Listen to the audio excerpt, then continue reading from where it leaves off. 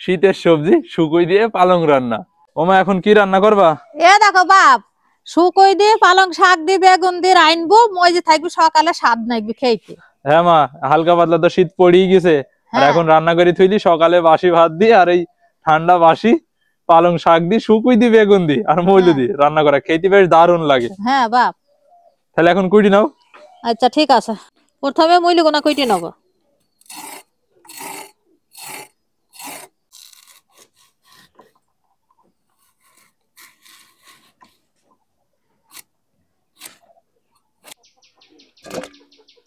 মুইলি কোটা হয়ে গেছে, আর বেগুন কইটি নেবো।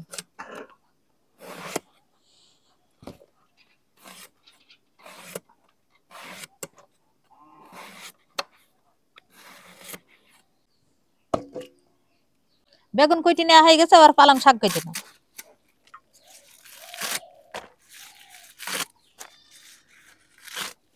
পালং শাক মুইলু আর বেগুন আমার কোটা ধোয়া হয়ে গেছে, এবার আমি জিরি বেটে নিছি। পালং শাক মুইলু বেগুন শুকুই দিয়ে আনবো বলে তাইতে জিরি বাটা দেবো। জিরি বাটা হয়ে গেছে, এবার রসুনটা আধা চাকা চাইছি নেবো। এবার তেলে শুকুই দিয়ে দিলাম। শুকুইটা একটু নেড়ে নিয়ে তেলে সব রকম মশলা গুনাই দিয়ে দিলাম।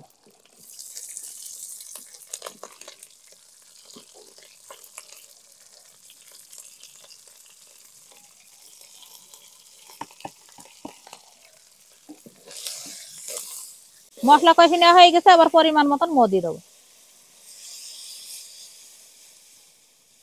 ওটা ফুটে গেছে, মুইলো আর বেগুন দিয়ে দিলাম।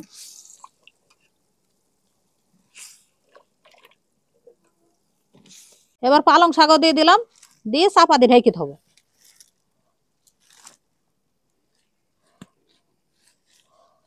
ঢাকনি দিয়ে ঢেকে দিলাম, এবার সেদ্ধ হোক। এবার ঢাকনা সরিয়ে দেখবো সেদ্ধ হয়েছে।